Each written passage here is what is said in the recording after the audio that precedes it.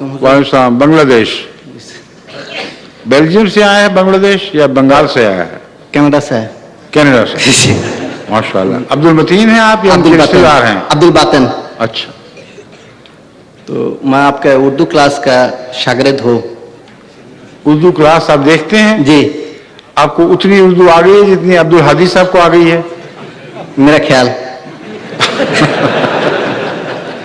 ٹھیک ہے۔ میرا سوال یہ ہے حضور، قرآن شریف میں ہے جو اللہ کے راستہ میں خرچ کرتا ہے، اللہ قریب قریب آئیں۔ جو اللہ کے راہ میں خرچ کرتا ہے، ٹھیک اللہ ان کو بہت بڑھا کے بدلہ دیتا ہے۔ ٹھیک ہے۔ تو یہ نیت کر کے خرچ کرنا ٹھیک ہے جو اللہ مجھے بہت بڑھا دے گا؟ اس میں ہاں، یہ نیت کر کے خرچ کرنا ٹھیک ہے جو اللہ بہت بڑھا دے گا؟ ٹھیک ہے،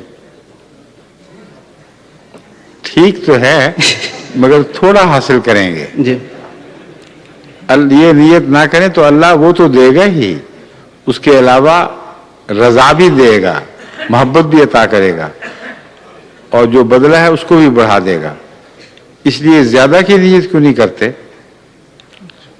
اونچی نیت یہ ہے کہ اللہ کی خاطر کریں، جی، اللہ کی رضا تو حاصل ہو جائے گی اور ساتھ یہ چیزیں خود بخود مل جائیں گی۔ اگر چیزوں کی خاطر کریں گے تو پھر رضا حاصل نہیں ہوگی، پھر صرف چیزیں ہی حاصل ہوں گی۔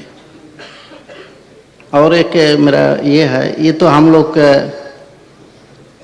سمجھتا ہے جو خدا تعالیٰ بڑھا دیتے، اس میں کوئی شوق نہیں ہے۔ کیا کیا؟ کسی کو آپ اردو نہ دیکھیں، مائکروفون بولیں۔ ہاں بتائیں۔ جو قرآن شریف کو نہیں مانتے اس کو کیسے اس کو سمجھانا کیسے ہے جو خدا کے راہ میں خرچ کرنے سے خدا بڑھا دیتا ہے؟ ایک دنیاوی آدمی کو کیسے یہ سمجھانا؟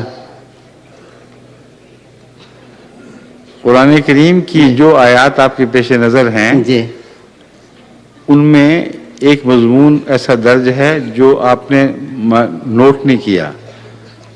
قرآن کریم میں اللہ تعالیٰ فرماتا ہے کہ جو میری خاطر خدمت کرتا ہے، قربانی دیتا ہے، میں اس کا بڑھاتا ہوں، اور اگر کوئی بڑھانے کی خاطر کرے گا تو اس کو اتنا ہی ملے گا جتنا وہ بڑھانے کی خاطر اس نے چاہا تھا، اس سے زیادہ اس کا کچھ حصہ نہیں ہوگا۔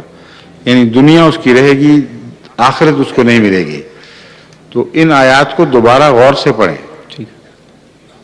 اکثر آیات میں ایسا لفظ موجود ہوتا ہے جو قطعی طور پر ثابت کرتا ہے کہ خرچ جو بھی کرنا ہے وہ اللہ کی رضا کی خاطر کرنا ہے، بڑھانے کی خاطر نہیں۔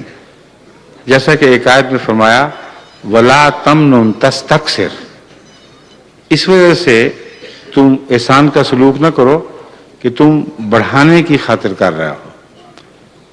لَن تَنَالُوا الْبِرَّ حَتَّى تُنْفِقُوا مِمَّا تُحِبُّونَ، تم ہرگز نیکی کو نہیں پا سکتے جب تک وہ خرچ نہ کرو جس کی محبت تمہیں اس چیز کو عزیز بنائے ہوئے ہو۔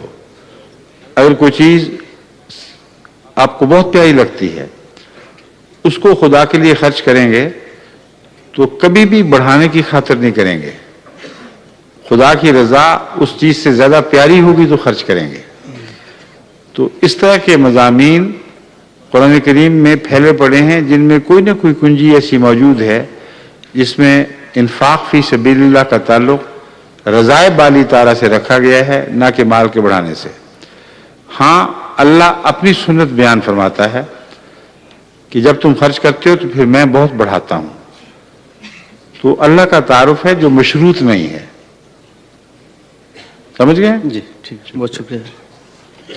میرے خیال میں تو آپ کی اردو حادیلی سے اچھی ہے۔